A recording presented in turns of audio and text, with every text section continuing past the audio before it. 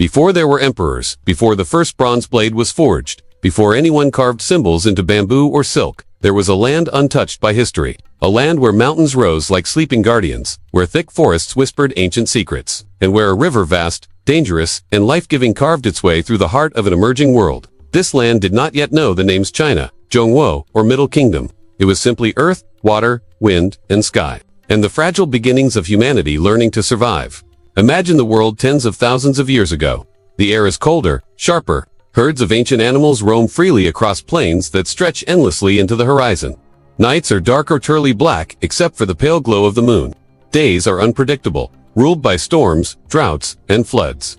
In this wildness, in this raw, unforgiving environment, small bands of humans wander. They travel not with maps or plans but with instinct, following the seasons, following the movements of animals, following the path of survival.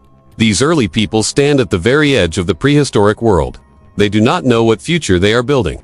They do not know that thousands of years later, billions of people will trace their origins back to lands they quietly explored. All they know is that the land is both a provider and a threat, a teacher and a destroyer. Every sunrise brings hope. Every sunset brings uncertainty. Yet within these small communities, within these fragile beginnings, the spark of a vast civilization is waiting to ignite.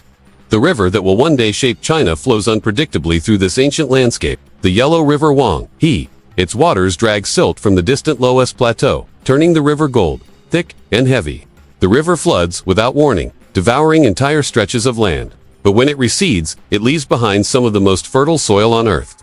This dual nature nourishment and destruction will shape the destiny of the people who settle along its banks. At first, these early families gather in temporary shelters. They hunt wild animals with sharpened stones. They gather roots and fruits. They roam where food is abundant, moving in rhythm with the land.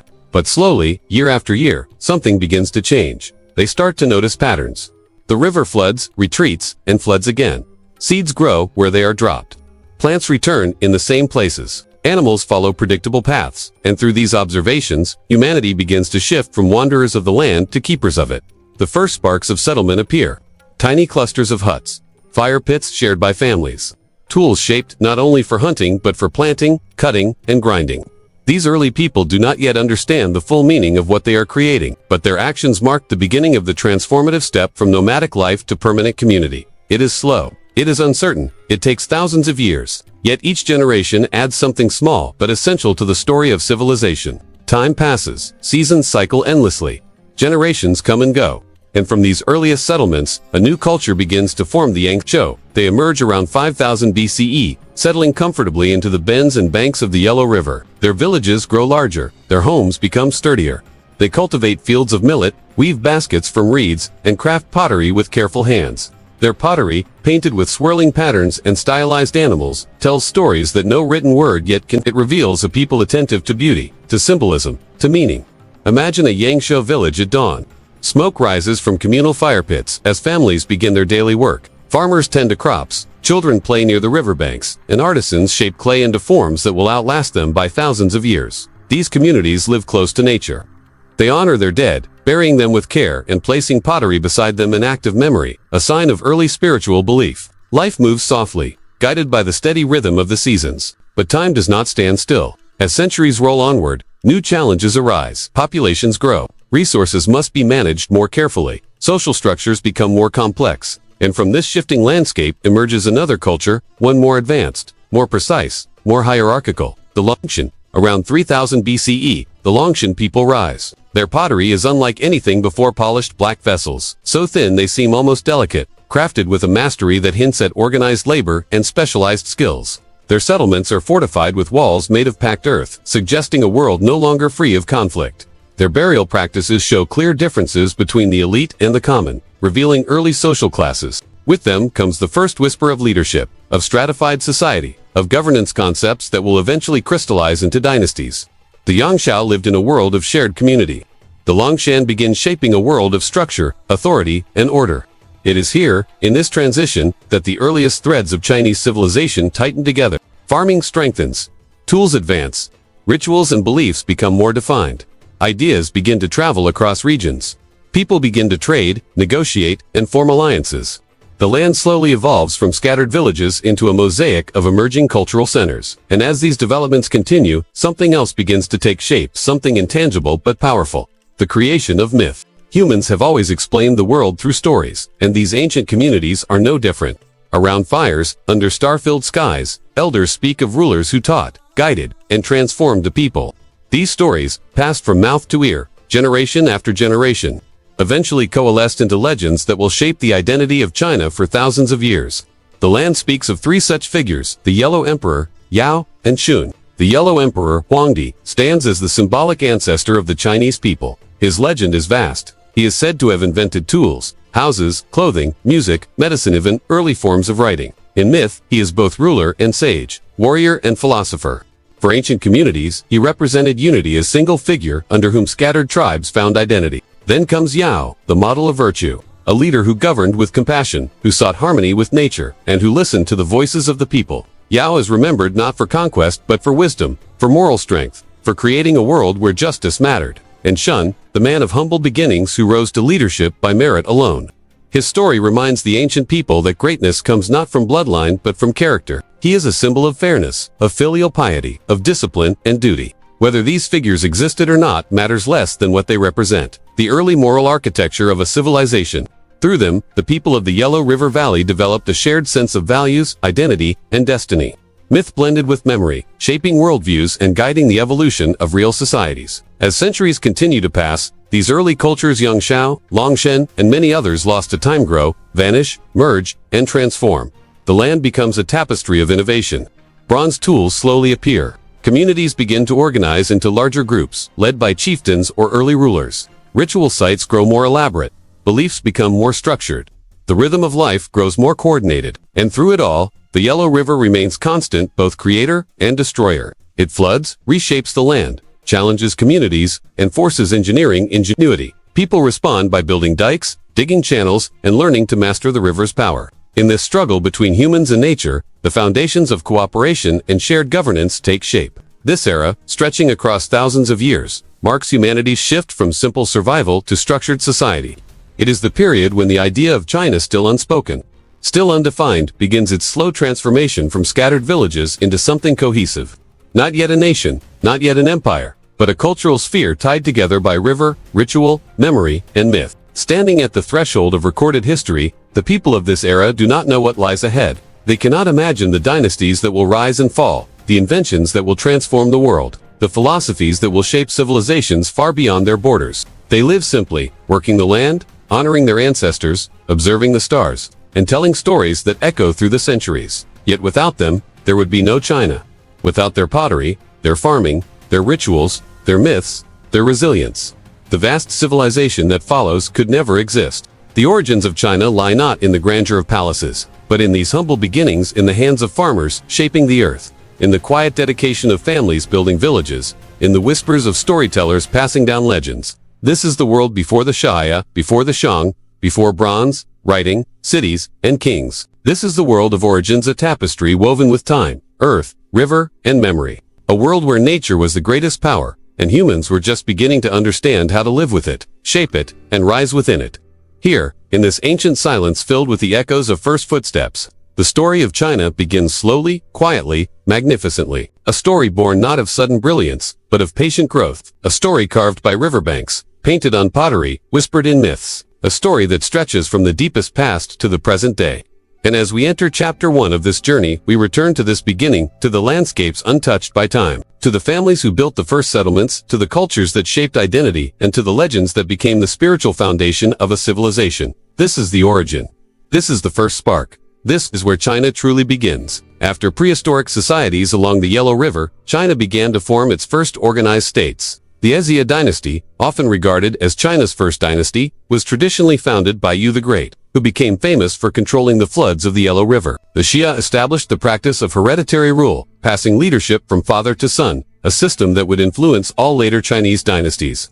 Following the Xia, the Shang dynasty emerged as the first historically verified dynasty in China. The Shang are especially known for their oracle bones, or turtle shells, used for divination and communication with the gods. These inscriptions represent the earliest known Chinese writing and provide detailed records of royal decisions, battles, and harvests, giving us a vivid glimpse into early Chinese civilization. During the transition from the Shang to the Zhou dynasty, the Zhou introduced the idea of the mandate of heaven. This principle stated that heaven granted the right to rule only to just and virtuous leaders, and it could be withdrawn from corrupt rulers.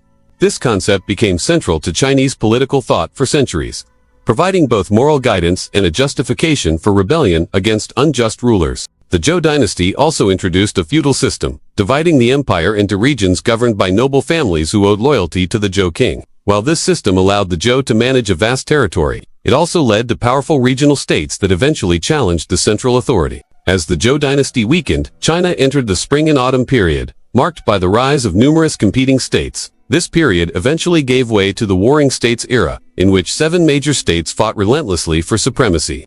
Warfare, alliances, and political intrigue became defining features of life during this time. Amid this turmoil, some of China's most influential philosophies emerged. Confucianism, founded by Confucius, emphasized ethics, proper conduct, and respect for family and society. Taoism, inspired by Laozi, taught harmony with nature, simplicity, and the natural order of life. Legalism, on the other hand, advocated for strict laws and centralized authority to maintain order. Together, these philosophies deeply shaped Chinese culture, governance, and thought for thousands of years.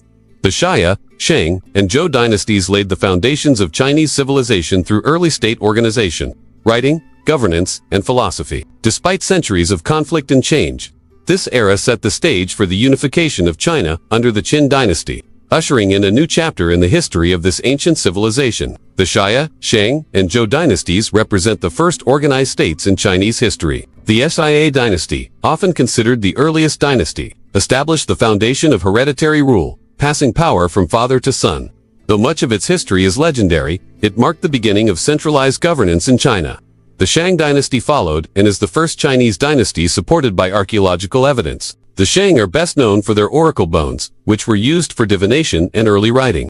These inscriptions recorded questions to ancestors or gods about harvests, battles, and royal matters, providing valuable insight into the political, social, and religious life of early China. The Zhou dynasty introduced the mandate of heaven, a principle asserting that heaven granted rulers the right to govern based on their virtue and justice. If a ruler became corrupt or tyrannical, it was believed that the mandate could be withdrawn, justifying rebellion and the rise of a new dynasty. This idea became central to Chinese political thought for centuries. Under the Zhou, China was divided into a feudal system. Regional lords ruled their territories but owed loyalty to the Zhou king.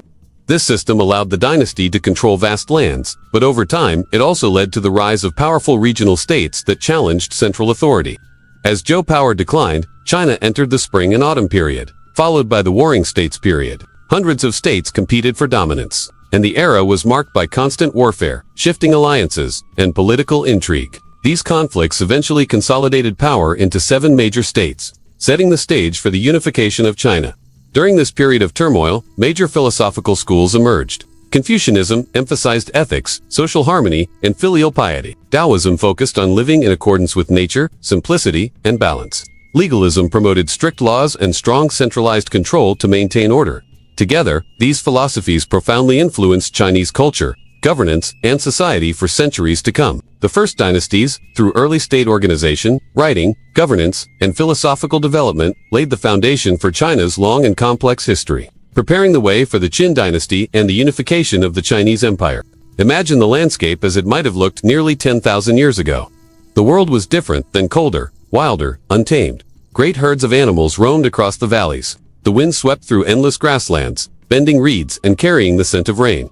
Forests crowded the slopes of mountains, and cutting through this wild land like a living serpent was a river that would become the lifeblood of a civilization, the Yellow River. The Yellow River did not flow gently. It thundered, raged, flooded, and retreated. Its waters were thick with ancient soil, Loas giving it its distinctive color and its unmatched fertility. But the same river that nourished early life could also destroy it. Floods could sweep away entire communities in a single night. Yet despite the danger, human beings returned to its banks again and again. Drawn by opportunity, by the promise of fertile earth, by the need to survive. At first, the people gathered in small groups. They followed the patterns of the seasons, hunting animals and gathering plants. Over many generations, these groups began to settle. They learned that seeds placed in the earth would grow into food. They discovered ways to store grain, to tame animals, to craft tools that made life a little easier. Their settlements were simple. Their world was fragile. But something remarkable was happening. They were no longer just surviving. They were building. From these early settlements emerged the first hints of community. People began to live not only for themselves but for one another. Shared fires, shared labor, shared protection. Slowly, the land that had once been empty and silent began to echo with the sounds of life, children laughing, tools striking stone, animals bleating, grain being ground into flour. And though they lived modestly, these early humans carried within them the seeds of something extraordinary. Among the earliest cultures to emerge, the Yangshuo stands out like a bright beginning. Around 5000 BCE, long before any dynasty rose to power, the Yangshuo people settled along the Yellow River's middle reaches. Their villages were peaceful places, organized around a central communal space, where life unfolded day after day. The houses were simple, built partially underground to keep cool in the summer and warm in the winter. And everywhere on shelves, in storage pits, beside hearths you would find pottery. Not ordinary pottery, but vivid, painted vessels adorned with geometric designs, swirling patterns, and images of fish and animals. Through these designs, the Yangshuo left behind a silent language, a way of expressing meaning long before written characters existed. Pottery, for them, was not just functional. It was identity, it was memory, it was art. Their villages were some of the earliest examples of organized community life in East Asia. There were signs of early agriculture, domesticated animals, and shared work. Men and women lived, worked, and died in these settlements for thousands of years, creating a rhythm of life that seemed steady and harmonious. But time does not stand still. Climate shifted, populations grew, and new people began to rise. Around 3000 BCE, the Longshan culture emerged, marking a new stage of development. If the Yangshuo were the gentle artists of prehistory, the Longshan were the architects of what would become civilization. Their pottery was different, dark, polished, thin as eggshells, elegant in its simplicity. It represented refinement, precision, control, and that control extended beyond pottery. The Longshan built walled settlements, suggesting a world where protection mattered more, where threats, whether from nature or other groups, prompted stronger social structures. They developed early forms of ranking and hierarchy. Some graves contained fine goods and pottery, others contained none at all. It was the beginning of wealth, status, leadership, a sign that societies were no longer simple or equal. People were starting to live not just as villagers, but as members of structured communities. The world of the Yellow River was changing. The people were changing. And in the midst of this transformation, myths began to form. Legends rose from the collective memories of generations. These weren't written histories, those would come much later. These were stories told around fires, passed from elders to children, woven into the identity of the people. Stories of extraordinary figures who taught, guided, and ruled. Among these legendary figures, 3 names became eternal. The first was the Yellow Emperor Huangdi. More than just a leader, he became a symbol of unity, invention, and transformation.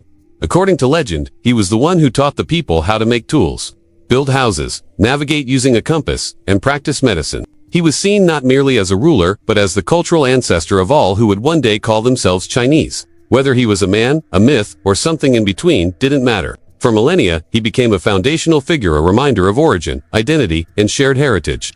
Then there was Emperor Yao, remembered for his virtue. He was the ruler who put the people first, who listened carefully, governed fairly, and sought harmony instead of conquest. In times of crisis, legend says he traveled among his people, seeing their struggles and easing their burdens. He set the ideal of what leadership should look like not only in China's earliest imagined past, but for generations of rulers to come. And following him came Shun, a man of humble birth, chosen not for wealth or lineage but for his character. His rise to leadership symbolized a belief that virtue, not bloodline, was the true measure of greatness. Shun was remembered as a figure who placed duty above desire, who ruled with fairness and compassion. Were these figures real? Were they myth? The answer lies somewhere between the roots of memory and the branches of imagination. But for the people who lived during these ancient times, the stories mattered. They carried lessons, values, and a sense of belonging. They bridged the gap between prehistory and history, between the world of pottery and farming and the world of early governance and ritual. As centuries passed and these cultural shifts unfolded, something profound took shape along the Yellow River. Early settlements grew larger. Tools became more advanced. Rituals and beliefs became more structured. People began to gather for ceremonies honoring ancestors. They built communal structures, crafted symbolic objects, and learned to work together in ways they never had before. The river itself, wild, unpredictable, and life-giving, continued to shape everything. Each flood brought destruction, but also renewal. Entire communities learned to adapt, to rebuild, to engineer solutions.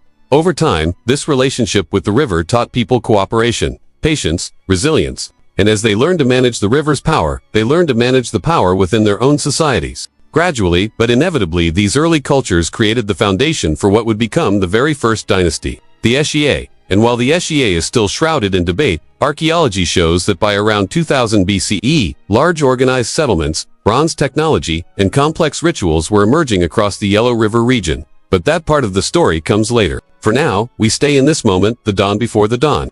A time when the world was still forming, when people were still discovering the meaning of community, when cultures like the Yangshou and Longshan shaped the earliest identity of the land, and when myths of the Yellow Emperor Yao and Shun carried the hopes and ideals of the people. Look closely at the land today, the dry riverbeds, the broken shards of pottery, the remnants of forgotten villages. These are not silent ruins. They are whispers of the past, fragments of lives that once burned bright. They remind us that civilizations are not built by emperors alone, but by countless ordinary people who rise each morning, who labor, who hope, who dream, who survive. These early humans had no sense of the future they were creating. They did not know that one day their descendants would build the Great Wall, craft philosophies that shaped continents, develop writing systems, forge empires, navigate oceans, and influence all corners of the world. They did not know their simple settlements would become the foundation of a culture that would endure for over 4,000 years. And yet, without them, none of it would have existed. This is where the story begins, not with the splendor of dynasties, but with the quiet resilience of early humanity, with the rise of villages along a powerful river,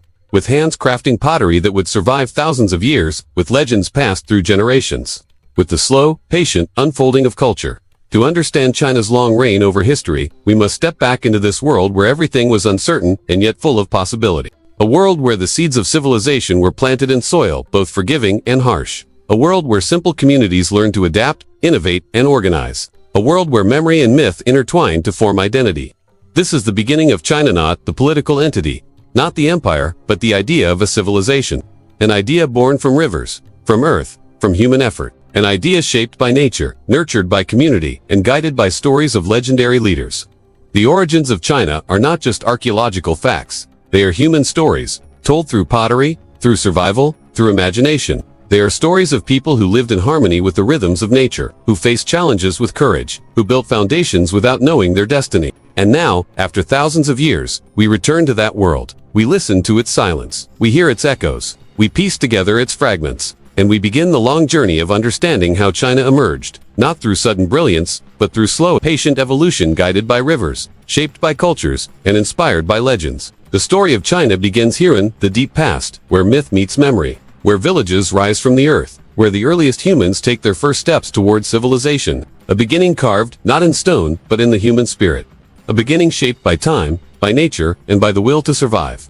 This is the origins of China, and this moment before history is where our journey begins. The Qin dynasty represents a turning point in Chinese history, marking the first time the country was fully unified under a single emperor. Emerging from the chaos of the Warring States period, China had been divided into 7 major kingdoms, each vying for dominance through relentless warfare and strategic alliances. These conflicts had created innovation in military tactics, governance, and infrastructure, but they also left the population exhausted and yearning for stability. Into this turbulent landscape stepped Qin Shi Huang, originally named Ying Zhang, the ambitious king of the Qin state. Through a combination of military genius, calculated diplomacy, and ruthless tactics, he gradually conquered the other 6 states, ultimately unifying China in 221 BCE, declaring himself the first emperor. Qin Shi Huang embarked on an ambitious project to transform a fragmented land into a centralized empire with standardized laws, currencies, and culture. Centralization became the hallmark of Qin Shi Huang's reign. Before the unification, each state had its own administration, legal system, and social hierarchy. The emperor abolished the feudal system that had persisted under the Zhou dynasty, replacing hereditary lords with officials appointed based on ability and loyalty to the central government. This bureaucratic system allowed the Qin emperor to maintain control over a vast territory that stretched from the deserts of the north to the fertile plains of the south, and from the eastern coast to the western frontiers. By removing the autonomy of regional powers, Qin Shi Huang ensured that his edicts could be enforced uniformly, creating a sense of order and predictability that had been absent during the Warring States period. One of the most significant reforms under Qin Shi Huang was the standardization of key systems across the empire. Previously, each state had its own currency, weights, measures, and even written characters, making trade, taxation, and governance cumbersome.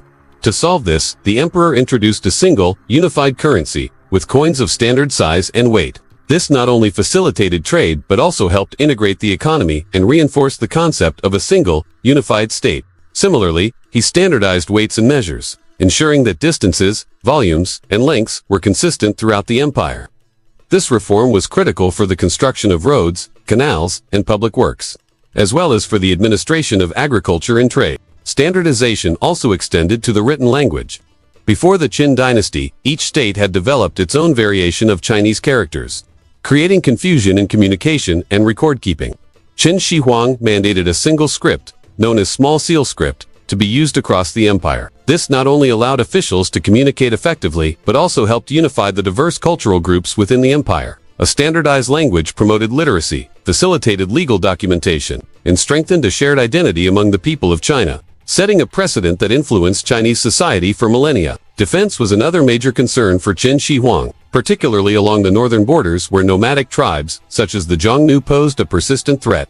To protect his empire, the emperor ordered the construction of a massive wall along the northern frontier. This project involved linking and expanding pre-existing fortifications built by previous states, creating the foundation of what would later be known as the Great Wall of China. Constructing the wall was a monumental undertaking, requiring the labor of hundreds of thousands of soldiers, peasants, and prisoners. The work was grueling, and many lives were lost due to exhaustion, harsh conditions, and disease. Beyond its practical function as a defense mechanism, the wall symbolized the emperor's power and the reach of the centralized state. It was a physical manifestation of his authority and a testament to the scale of his ambition. Qin Shi Huang's quest for immortality and legacy led to another extraordinary achievement: the Terracotta Army. Convinced that life could extend into the afterlife, he commissioned a massive mausoleum near modern-day Xi'an. This burial complex contained thousands of life-size terracotta soldiers, horses, and chariots, arranged in precise battle formations. Each figure was unique, with distinct facial features, hairstyles, and armor, reflecting the diversity of the Qin military. The army was designed not merely as a tomb, but as a symbolic continuation of his power beyond death, a guardian force that would protect the emperor in the afterlife. The construction of the Terracotta Army and the Emperor's Mausoleum involved tens of thousands of workers over decades. It was one of the most ambitious and labor-intensive projects in history, showcasing both the Emperor's vision and the extraordinary craftsmanship of Qinera artisans. Today, it provides invaluable insight into early imperial military organization, art, and the spiritual beliefs of the Qin period. The scale and detail of the Terracotta Army remain unparalleled, demonstrating the Emperor's obsession with control, order, and legacy. Despite these remarkable achievements, the Qin dynasty was infamous for its brutality. Qin Shi Huang implemented a strict legalist philosophy, emphasizing absolute law, harsh punishment, and total centralization of power. Legalism demanded strict obedience, and dissent was met with severe consequences, including execution or exile. Scholars, critics, and anyone perceived as a threat to the regime were subject to harsh punishment. In one of the most notorious episodes, the emperor ordered the burning of books and the burying alive of scholars who opposed his policies.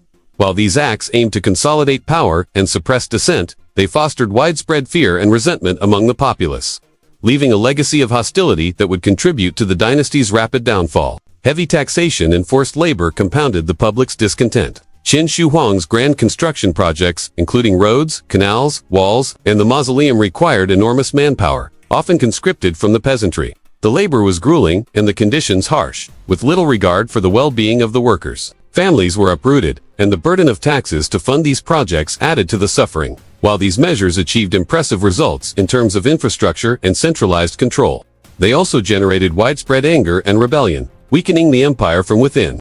The emperor's death in 210 BCE triggered a succession crisis. His son, Qin Shi, was inexperienced and lacked the authority to manage the vast empire. Within years, widespread revolts broke out, led by former nobles, peasants, and discontented soldiers. The harsh policies and brutal labor practices that had maintained the empire now became the catalyst for its collapse. By 206 BCE, less than 15 years after its founding, the Qin dynasty had fallen. Nevertheless, the Qin dynasty's legacy was enduring. It demonstrated that China could be unified under a single authority and set a template for centralized administration, standardized systems, and monumental state projects. The unification of currency, weights, measures, and language provided a model for future dynasties, particularly the Han, which inherited the Qin administrative framework but tempered it with more humane governance.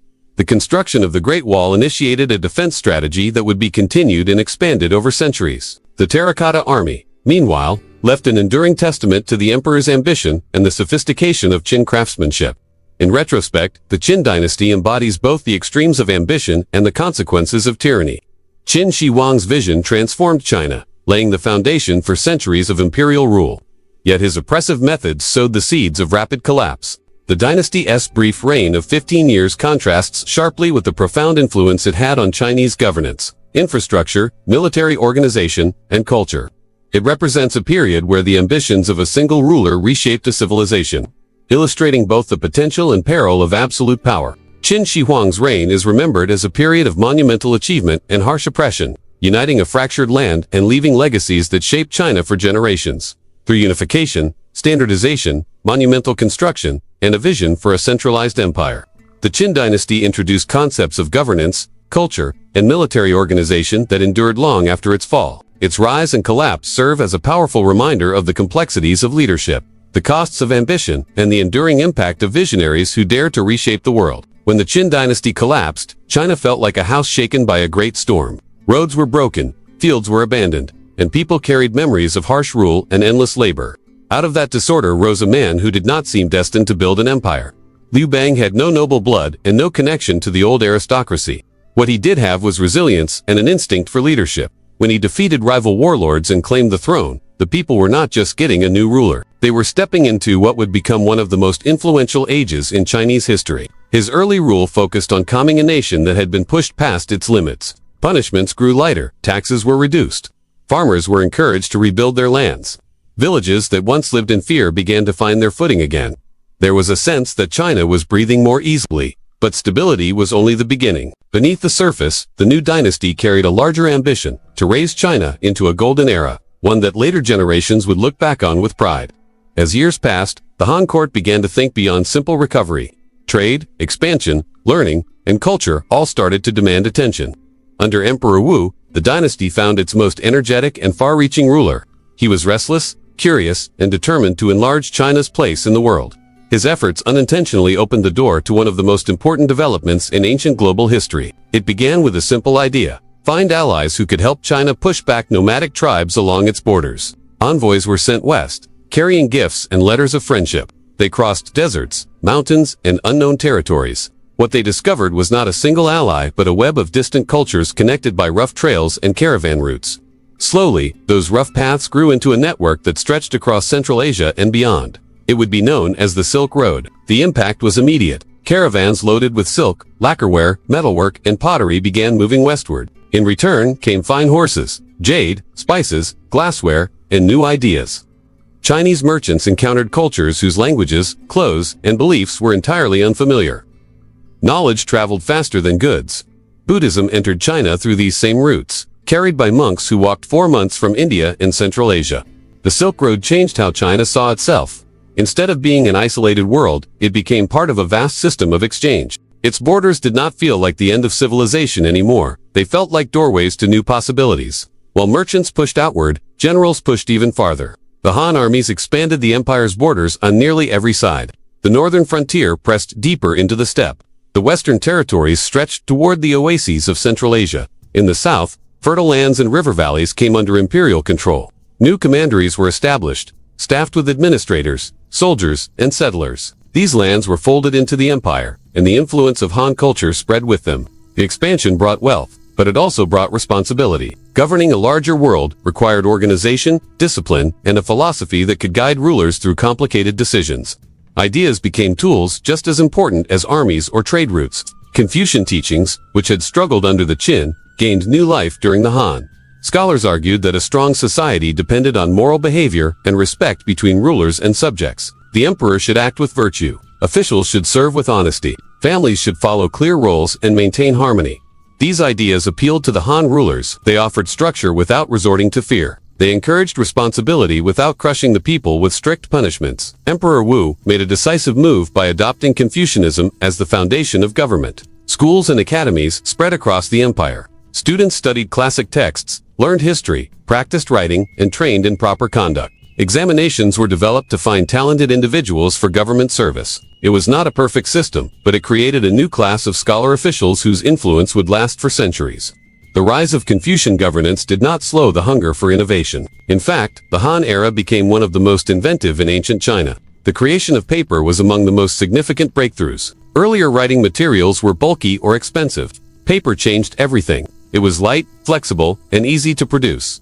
Government records multiplied. Letters and documents moved faster. Literature and scholarship reached new heights because ideas could now be stored and shared more easily. This innovation alone strengthened the entire structure of the empire. Curiosity pushed scientists in other directions as well. Zheng He, one of the great minds of the Han period, designed the world's first seismometer. It could detect distant earthquakes and show the direction of the tremor. This was vital information in a land often struck by natural disasters. Astronomers studied the heavens with remarkable precision, charting stars and improving the calendar. Doctors recorded herbal remedies, cataloged symptoms, and experimented with new forms of treatment. Farmers adopted better plows and irrigation methods that made harvests more reliable. These advances did not just benefit the elite, they improved the daily lives of ordinary people and strengthened the economy. With expanding trade, increased knowledge, and steady governance, the Han dynasty reached a height unmatched by earlier empires. Cities grew busier, markets filled with goods from faraway lands, and scholars took pride in serving the state. Yet even in times of success, problems can grow in the background. Wealth concentrated in the hands of powerful families. Court politics became tangled with factions competing for influence. Eunuchs, nobles, generals, and scholars all tried to steer decisions in their favor. Corruption crept into the system. Some officials abused their positions. Tax burdens increased in certain areas. Farmers who once owned their land began losing it to wealthy landlords. Social tension spread slowly but steadily. As the decades passed, the dynasty began to weaken. The palace lost control over distant provinces. Ambitious generals built private armies and acted more like independent rulers. The unity that had once been the Han dynasty's greatest strength started to fracture. The breaking point arrived with the Yellow Turban Rebellion. It was a massive uprising led by followers of a religious leader who promised healing and equality. Tens of thousands of peasants joined the revolt. Although the government eventually defeated them, the empire never fully recovered. The generals who suppressed the revolt gained enormous authority. Their power overshadowed the emperor. The central government became little more than a symbol, while real controls shifted into the hands of rival warlords. By the early 3rd century, the dynasty that had shaped China's identity for 400 years was barely holding together. Court officials argued. Warlords acted independently. Provinces broke away in everything but name. When the last Han emperor was forced to step aside, there was no surprise left in the country. The people had watched the dynasty's strength fade for years. The fall of the Han did not end the story of China, but it did open the door to a new and turbulent era. The land split into 3 competing states: Wei, Shu, and Wu. The years that followed were filled with dramatic battles, shifting alliances, and legendary figures whose stories would inspire novels and plays for centuries. This period became known as the Three Kingdoms. Although the empire had fractured, the memory of the Han remained powerful. People still looked back at it as the model of unity, order, and cultural achievement. Its systems of governance, innovations, and traditions outlived the dynasty itself. The Han dynasty's legacy reached into every corner of everyday life. Paper reshaped learning. Confucian ideals trained generations of leaders. The Silk Road connected China to distant civilizations. Technologies developed during the era influenced science and agriculture long after the dynasty's fall. Even identity was shaped by it, as future generations proudly called themselves the Han people. The Golden Age may have ended, but its influence continued, leaving a lasting imprint on the nation's character and the world's understanding of ancient China. When the Han dynasty fell, China entered a time unlike anything it had known before. The unity that had held the empire together for centuries dissolved almost overnight, and the land split into competing states. What followed was an age of shifting alliances, celebrated heroes, and constant uncertainty. Yet this was also a period when new ideas, new cultures, and new beliefs began to take root. The centuries between the fall of the Han and the rise of a new united empire would eventually be remembered not only for conflict but for transformation. The first chapter of this era opened with the rise of the Three Kingdoms: Wei in the north, Shu in the southwest, and Wu in the rich lands of the southeast. Each kingdom claimed legitimacy.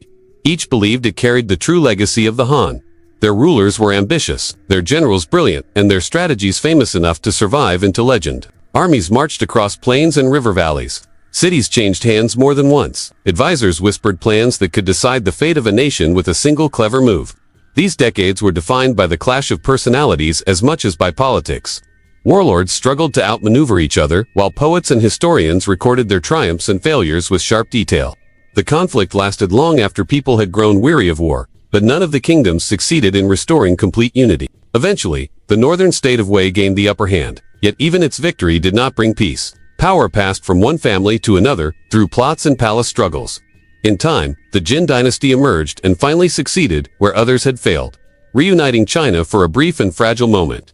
It might have been a chance to rebuild, but unity proved difficult to hold. Problems that had grown over decades could not be swept away.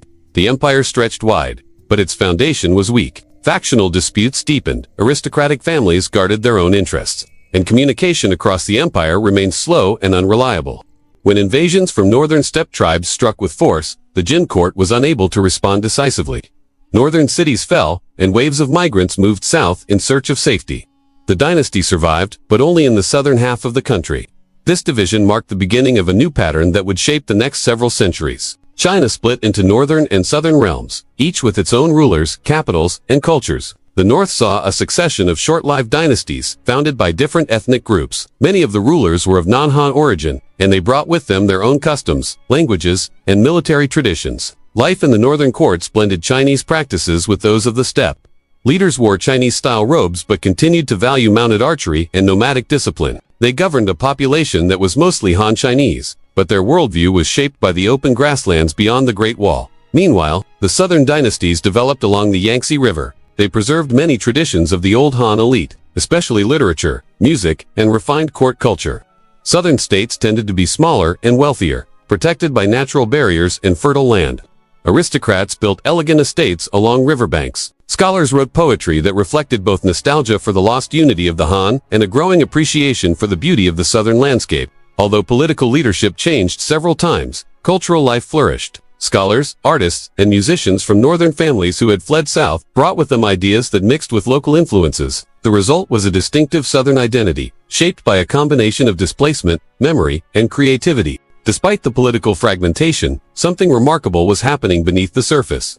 Instead of collapsing under the weight of conflict, China began to absorb and adapt influences from many directions. The most important of these influences was Buddhism. First introduced through the Silk Road during the late Han period, it had remained a secondary belief for generations. But during the Age of Division, the faith found fertile ground. People living through war, migration, and uncertainty turned to Buddhism for comfort and meaning. Monks traveled across mountains, deserts, and kingdoms, teaching ideas that spoke to the suffering of ordinary life and the possibility of spiritual escape from it. Temples rose in both the north and the south. Translators worked tirelessly to convert Sanskrit scriptures into Chinese. The task was enormous. Buddhism carried concepts and philosophies that did not exist in earlier Chinese thought. To make these teachings understandable, translators chose words carefully, sometimes inventing new terms or drawing comparisons to Taoist ideas. Over time, Buddhism adapted to Chinese culture, and Chinese culture adapted to Buddhism. This interaction changed both in lasting ways. Northern rulers, especially those with nomadic backgrounds, embraced Buddhism as a stabilizing force. They sponsored large temples, supported monastic communities, and commissioned statues carved directly into mountain cliffs. Some of the most famous cave temples in China were created during these centuries, filled with intricate carvings and paintings that blended foreign artistic styles with Chinese expression. In the south, Buddhism grew alongside a vibrant intellectual world. Scholars debated how Buddhist teachings could interact with Confucian ethics and Taoist philosophy. Monasteries became places of learning as well as worship. The faith spread across all levels of society, reaching farmers, merchants, craftsmen, aristocrats, and even members of the court. It offered a sense of connection at a time when political unity felt like a distant memory. The mixing of cultures did not stop with religion. Northern dynasties blended Chinese administrative systems with the military traditions of steppe peoples. They adopted agricultural practices as they settled into more stable states but kept aspects of nomadic leadership. Meanwhile, northern migrants in the south brought different dialects, customs, and family traditions. Over time, the distinctions between regions softened. Even though the country was politically divided, cultural exchange moved freely. Ideas, goods, stories, and beliefs passed across borders with surprising ease. Art from the north influenced calligraphy in the south. Southern literature inspired northern scholars. Buddhism acted as a bridge connecting all regions. This long era of division, stretching over 3.5 centuries, reshaped China in ways that simple unity never could have. It forced the country to redefine itself again and again. It blended cultures that had once seemed too distant to ever meet. It encouraged new forms of thought, new expressions of art, and new ways of practicing faith. By the time the 6th century drew to a close, these centuries of conflict and creativity had prepared China for something it had not experienced in a very long time: the possibility of national reunification. When unity finally returned in the next era, it did not erase what had come before. The foundations laid during the Age of Division remained firmly in place. Buddhism stood as a major part of Chinese life.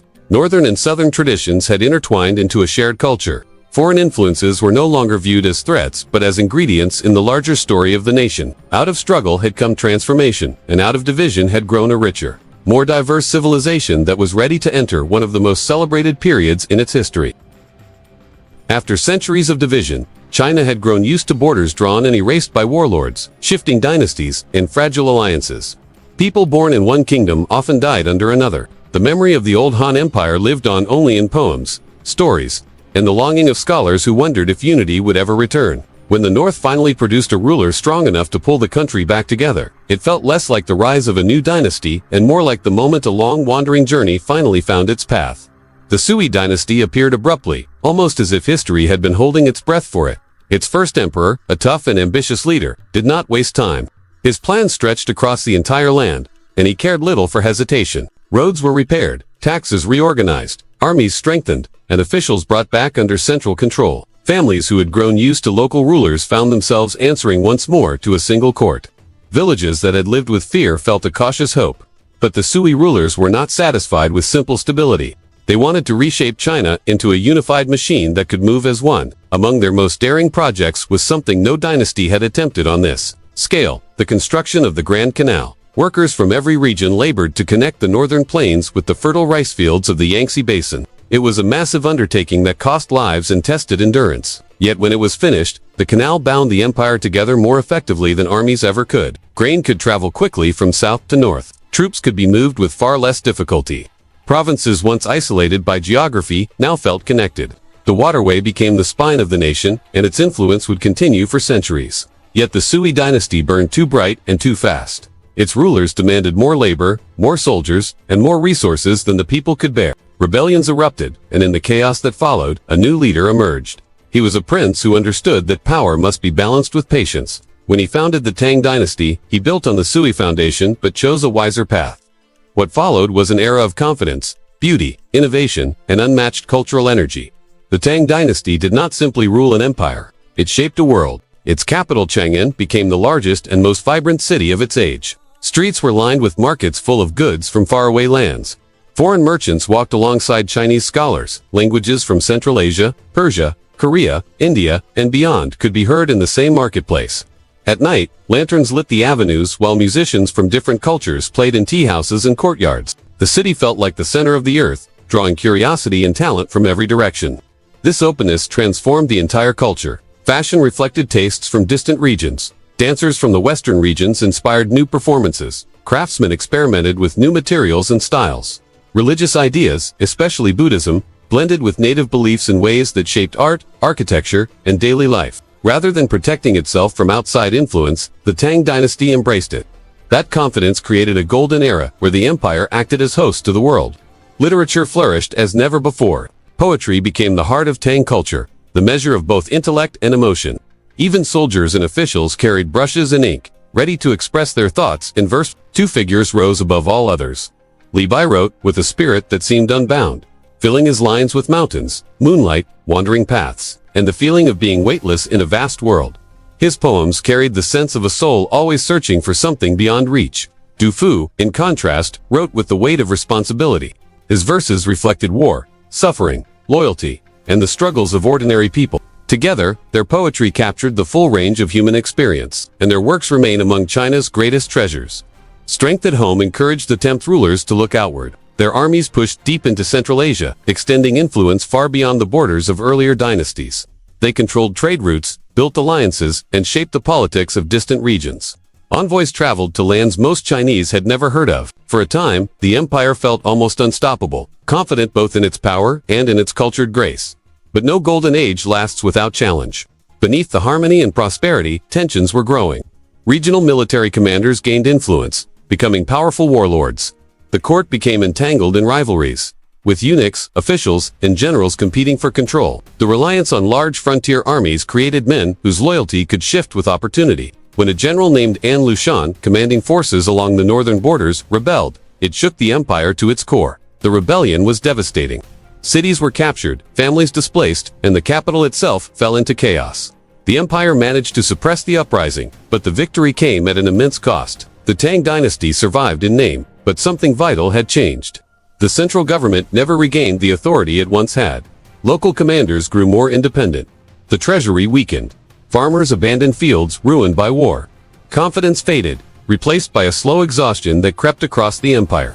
Over the following decades, the Tang court struggled to recover. Poetry continued, art persisted, and life in the capital still glittered, but the strength underneath was crumbling. As power seeped away, rebellions and regional factions multiplied. Eventually, the dynasty that had once dazzled the world collapsed, leaving behind a landscape filled with small states and competing ambitions. Yet the legacy of the Sui and Tang dynasties lived on long after their fall. The Grand Canal continued to nourish the nation, linking its regions in ways no army could undo. The fusion of cultures that thrived during the Tang era shaped Chinese identity for generations. The poetry of Li Bai and Du Fu became part of the soul of the language. Temples, art, music, and literature influenced not only East Asia but cultures far beyond its borders. Even in decline, the achievements of this age cast a long shadow over history. The Golden Age ended, but it left behind a world transformed.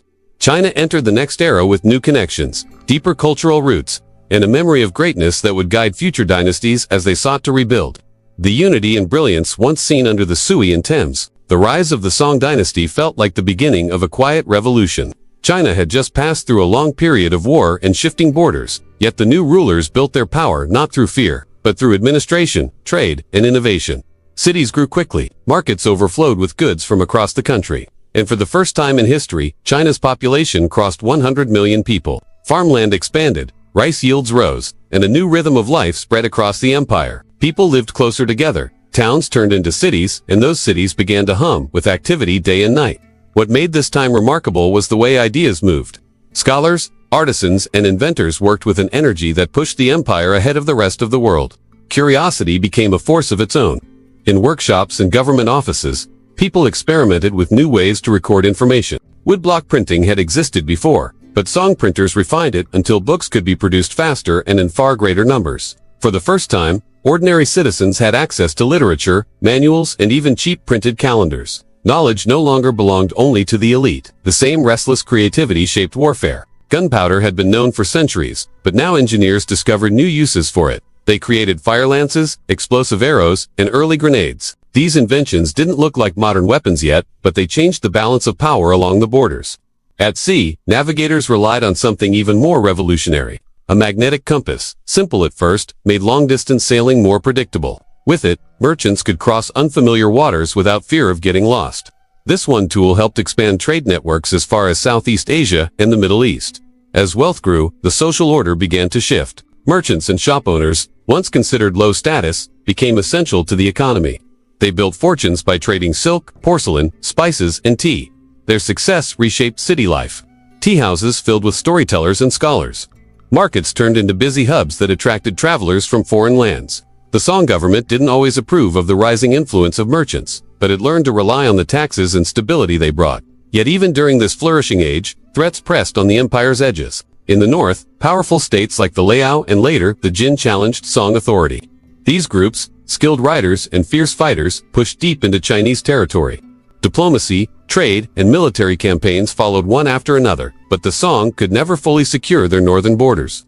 The government moved its capital south, choosing security over pride, and began what is known as the Southern Song period. Despite losing vast northern lands, the empire continued to thrive, proving that its strength came from innovation and a strong economic foundation rather than sheer territory. The greatest danger arrived from the steppe. The Mongols, rising under a new and fierce leadership, expanded with a speed no one expected. They defeated the Jin first, then turned their attention to the Song. As the Mongol armies advanced, Song engineers built stronger defenses and improved their gunpowder weapons, but the pressure was overwhelming. Over decades, fortress after fortress fell. Finally, near the end of the 13th century, the last Song loyalists made a desperate stand on the southern coast. Their defeat marked the end of an era that had shaped the world in ways no one could have imagined at its beginning. Even in its final moments, the spirit of the Song remained tied to learning and invention.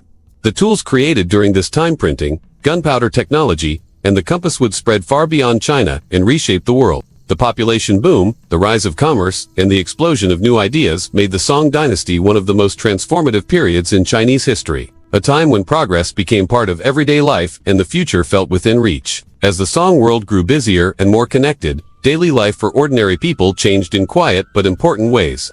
Families in the countryside shifted from old farming routines to new methods that produced far more rice than before. Farmers experimented with seeds from the south that grew faster and survived harsher seasons. With more food came bigger families, and with bigger families came larger towns. Many people who once lived their entire lives on farmland now moved to cities where they could find work, sell goods, or study for the civil service exams. These cities were unlike anything the world had seen before. Lanterns lit narrow streets late into the night. Vendors called out fresh snacks from steaming pots. Bookshops displayed newly printed works that scholars rushed to buy. Printing had turned written knowledge into something everyone could reach, and people loved it. Students copied exam guides. Merchants collected price lists. Doctors shared medical recipes in slim, affordable books. Ideas spread faster than armies could march. The same push toward experimentation shaped trade. Craftsmen produced porcelain so fine that foreign traders carried it across the seas. Ironworkers forged tools on a scale no earlier dynasty managed. Silk, once a luxury few could afford, became a major export. Money itself changed as the economy grew. Metal coins were sometimes too heavy to transport in the amounts merchants needed, so government officials supported the use of paper notes. It was an early form of currency, lighter than copper and much easier to manage. Yet with growth came tension. The richer merchants became, the more influence they carried. Many scholars still believe that merchants belonged near the bottom of society, but the empire depended on their wealth and trade networks. This unspoken conflict created a new sort of competition. Scholars valued learning. Merchants valued opportunity. Both wanted a place in shaping the future of the empire. Beyond the bustling cities, danger was never far. To the north, the Liao Empire kept pressure on the borders. Song leaders tried to manage the threat through diplomacy, trade, and occasional battles, but the frontier remained unsettled. Then a new rival emerged. The Jin dynasty rose from the steppe and pushed the Liao aside with speed and strength. Once in power, they turned south and struck the Song hard. The Jin captured the northern capital, forcing the court and its people to flee south. It was a moment of shock that reshaped the identity of the empire. The southern Song period that followed became a story of resilience. The government rebuilt its capital near the coast and reorganized its defenses. Trade on the seas expanded, and scholars continued their work as if the loss of the north had only strengthened their resolve. Song engineers poured even more effort into developing gunpowder weapons. They built better fire lances, explosive bombs, and early cannons to hold their ground. But even these efforts couldn't stop what was coming next. The Mongols, led by some of the most determined military leaders in history, swept across Asia with astonishing speed. Once they defeated the Jin, the Song knew they would be next. For decades, the war dragged on. Cities fell one after another. Song generals fought with skill and creativity, using gunpowder weapons more effectively than ever before, but the Mongol forces were relentless. At the end, the last Song loyalists retreated to the southern coastline. There, surrounded by waves and enemy ships, they made their final stand. Their defeat closed the chapter on one of China's most inventive ages. Yet the ideas born during the Song dynasty, scientific breakthroughs, navigational tools, and innovations that reshaped daily life did not fade with its fall. They traveled outward, carried by merchants, scholars, and sailors, and became foundations for the world that followed. When the Mongols finally claimed the land the Song had defended for generations, the world they created looked very different from anything that had come before. Kublai Khan, grandson of Genghis, took the throne with a vision that stretched across continents. He did not rule as a distant conqueror. He built a new capital on Chinese soil, welcomed scholars and astrologers from far-off kingdoms, and tried to shape a government that could unite the many cultures living under his empire. For the first time, China became part of a political world that reached from the Pacific to the borders of Europe. The roads of the empire were alive with movement. Caravans carried everything from Persian glass to Chinese silk. Traders, envoys, and monks passed through bustling checkpoints and new postal stations that linked thousands of miles. Among those travelers was a young Venetian named Marco Polo. He spent years inside the Mongol court and later described wonders that Europeans had never imagined.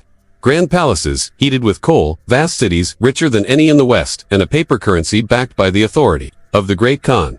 His stories blurred fact and exaggeration, but they left no doubt about one thing. China had become a crossroads where ideas, religions, and technologies mixed with an energy the world rarely saw. Still, Mongol rule came with strain. Many Chinese felt displaced in their own land. The court's priorities often lay elsewhere.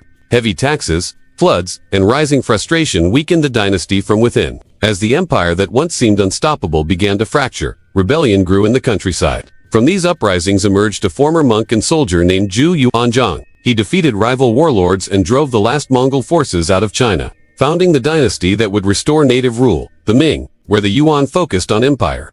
The early Ming rulers focused on rebuilding. They repaired fields ruined by war and disease. They restored defenses and reorganized the civil service. At the center of their new capital in the north, they built a palace complex unlike any structure on earth. Tall red walls, golden roofs, and wide ceremonial courtyards made up what became known as the Forbidden City, a place meant to capture the power and order of the returning Chinese state. For ordinary people, life slowly stabilized.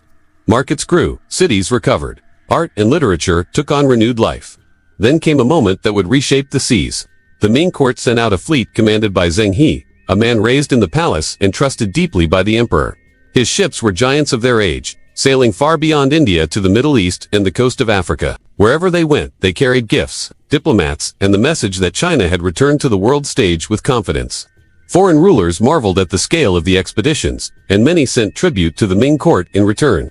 But this age of exploration did not last. After Zheng He's final voyage, new voices in government argued that the fleet was too costly and distracted the empire from threats closer to home. Court debates grew sharper. Resources were redirected toward the northern frontier, where the steppe once again produced powerful rivals. As the years passed, China gradually retreated from long-distance trade and ocean travel. Shipyards that once launched enormous treasure ships built only smaller vessels. Knowledge of navigation dimmed. The energy that once pushed the empire outward turned inward instead. Inside the palace, politics became increasingly unstable. Eunuchs gained influence. Scholars argued over reforms. Famine and corruption weakened regions far from the capital. While the Ming had restored Chinese power after the Mongols, the weight of their own system eventually began to pull them down. By the time new threats rose in the northeast, the dynasty could no longer defend itself with the strength it once claimed. Yet the Yuan and Ming eras left legacies that lasted far beyond their fall. The Mongols expanded China's horizons, connecting it to the world in unprecedented ways. The Ming rebuilt the heart of Chinese culture, shaped its cities, and sent explorers across oceans before most nations even dreamed of such journeys. Through conquest, recovery, exploration, and retreat, these centuries showed how China could transform itself repeatedly, even as the world around it kept changing. The Qing dynasty, which ruled China from 1644 to 1912, represents the final chapter in over 2 millennia of imperial rule, a period marked by vast territorial expansion, significant cultural achievements, and ultimately, decline under both internal turmoil and foreign pressures. The dynasty was founded by the Manchus, a semi-nomadic people from the northeastern region beyond the Great Wall, known as Manchuria. Unlike earlier dynasties led by ethnic Han Chinese, the Manchu conquest introduced a new ethnic group to the leadership of China, and they sought to consolidate power by blending their traditions with established Chinese governance and culture. Their rise to power began in the early 17th century, as the Ming dynasty weakened due to corruption, fiscal problems, and widespread peasant unrest. Exploiting these vulnerabilities, the Manchus gradually entered the northern territories of China, gaining both military victories and political influence, ultimately crossing the Great Wall in 1644 and establishing the Qing dynasty after the fall of Beijing to rebel forces. Once in power, the Manchu rulers worked to stabilize and legitimize their rule over the vast and diverse Chinese population. They implemented a system that preserved many elements of Chinese bureaucracy while maintaining distinct Manchu identity through policies such as the Eight Banners military system and requirements for Manchu dress and hairstyles among the elite. These policies created an intricate balance between assimilation and ethnic distinction, enabling the Manchus to maintain control over a largely Han Chinese population. This consolidation of power allowed the Qing dynasty to enter a period of extraordinary expansion. Over the next century, the empire expanded to cover regions that now constitute the modern borders of China, including Tibet in the west, Xinjiang in the northwest, and Mongolia in the north. These acquisitions were not only strategic but also symbolic, representing the Qing's ability to assert authority over the vast geographic and ethnic diversity of the region. Despite this strength and territorial expansion, the Qing dynasty gradually faced mounting internal and external challenges. The 19th century, in particular, brought unprecedented pressure from foreign powers, which culminated in the Opium Wars with Britain. The British sought to balance trade deficits with China by exporting opium, leading to widespread addiction and social disruption within the empire. Qing authorities attempted to suppress the opium trade, confiscating shipments and executing dealers, which provoked military retaliation from Britain.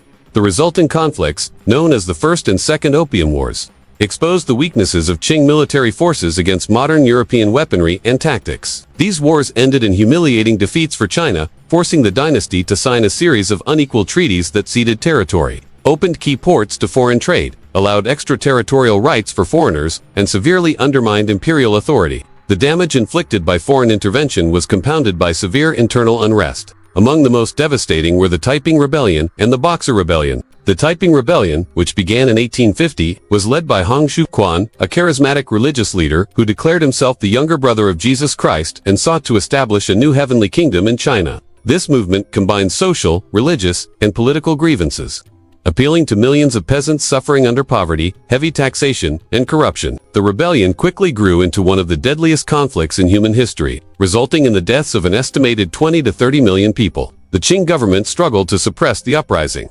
relying on provincial armies led by regional commanders rather than central forces, which further weakened imperial control and highlighted the growing decentralization of power. The Boxer Rebellion, which occurred at the turn of the 20th century, represented another severe crisis for the Qing dynasty. Anti-foreign and anti-Christian sentiment fueled this movement, as peasants and local militias known as the Boxers attacked foreign nationals, missionaries, and Chinese Christians. Initially, the Qing court vacillated in its response, and at times supported the Boxers as a means to expel foreign influence. However, the rebellion provoked an international coalition of 8 nations, including Britain, France, Germany, Russia, Japan, the United States, Italy, and Austria-Hungary. To intervene militarily, the coalition's forces quickly defeated the Boxers and occupied Beijing, forcing the Qing dynasty to sign another series of humiliating treaties, pay massive indemnities, and further cede control over domestic affairs to foreign powers. By the early 20th century, the cumulative effect of internal uprisings, economic mismanagement, and foreign pressure left the Qing dynasty weakened and vulnerable. Reform efforts, such as the self-strengthening movement and attempts to modernize the military and bureaucracy, were too limited and too late to prevent the inevitable decline. Revolutionary movements inspired by nationalist and republican ideas, including those led by Sun Yat-sen, gained momentum, appealing to a population frustrated by decades of instability, foreign exploitation, and dynastic corruption. In 1911, a nationwide uprising known as the Xinhai Revolution broke out, rapidly spreading across provinces and signaling the end of imperial rule. By February 1912, the last emperor of China, Hui, formally abdicated the throne, marking the end of over 2,000 years of dynastic rule and ushering in the era of the Republic of China. The Qing dynasty's legacy is complex. On one hand, it represents the last great imperial period in Chinese history, during which the nation achieved its maximum territorial extent, saw considerable cultural achievements, and managed to maintain relative stability for over 2 centuries. On the other hand, its later years illustrate the vulnerabilities of an empire faced with rapid technological, political, and social changes that it could not adapt to quickly enough. The fall of the Qing dynasty set the stage for China's tumultuous 20th century, including struggles for national unity, modernization, and sovereignty. Yet, despite its ultimate collapse, the Qing era left a lasting imprint on China's borders, ethnic composition, and cultural identity, influencing the development of the modern Chinese state and the historical consciousness of its people. In examining the Qing dynasty, one sees the interplay between conquest and governance, between expansion and the challenges of ruling a diverse empire, and between tradition and the pressures of a changing world. It stands as a testament to the durability of imperial structures and the consequences of failing to adapt in the face of internal dissent and foreign intervention. The dynasty's story, from its Manchu founders to the abdication of its final emperor, encapsulates the tension between continuity and change that characterizes much of Chinese history. The fall of the Qing dynasty in 1912 marked the end of over 2,000 years of imperial rule and opened a new chapter in Chinese history. The Republic of China was established under the leadership of Sun Yat-sen, a revolutionary thinker who envisioned a modern, democratic, and unified China. Sun's ideas, grounded in nationalism, democracy, and people's livelihood, inspired a generation of reformers. But the young republic faced immediate challenges. Regional warlords controlled much of the country, foreign powers continued to exert influence, and internal divisions hindered the establishment of a strong central government. Despite these difficulties, efforts to modernize continued. Sun's successor, Chiang Kai-shek, emerged as a dominant military and political figure, leading the Nationalist Party, Kuomintang, KMT, in its struggle to unify China. Chiang faced 2 monumental challenges: the growing threat of Japanese imperialism, which culminated in the brutal invasion of China during the 1930s and 1940s, and the rising power of the Chinese Communist Party CCP, which had been gaining grassroots support among peasants and intellectuals. These tensions erupted into the Chinese Civil War, a long and bloody conflict that ultimately led to the division of China into 2 political entities: the Republic of China on Taiwan and the People's Republic of China, PRC, on the mainland. The Mao era shaped modern China in profound ways. In 1949, Mao Zedong proclaimed the founding of the PRC, marking the victory of the communists and the consolidation of power on the mainland. Mao's vision of socialism led to radical programs aimed at transforming the country, including the Great Leap Forward, which sought rapid industrialization and collectivization but tragically resulted in widespread famine and millions of deaths. Later, the Cultural Revolution sought to purge counter-revolutionary elements and enforce ideological conformity, causing social upheaval, persecution of intellectuals, and the destruction of cultural heritage. While these policies had devastating consequences, they also laid the foundation for the centralization of state power and the eventual modernization of governance structures. After Mao's death, China embarked on a new path under Deng Xiaoping, who introduced economic reforms that transformed the nation. Deng shifted the focus from ideological purity to pragmatic development, implementing policies that allowed market mechanisms, foreign investment, and private enterprise to drive rapid economic growth. These reforms lifted hundreds of millions of Chinese out of poverty, urbanized vast regions, and integrated China into the global economy. Over the following decades, China's technological, industrial, and military capacities expanded dramatically, propelling the nation into its position as a global superpower by the 21st century. Today, China's rise is evident on multiple fronts. Its economy rivals those of Western powers. Its cities showcase rapid urban transformation, and its cultural and scientific contributions are increasingly influential worldwide. The country's journey from a fragmented republic to a revolutionary state, and finally to a modern global power, reflects the resilience, adaptability, and ambition that have characterized Chinese civilization for millennia.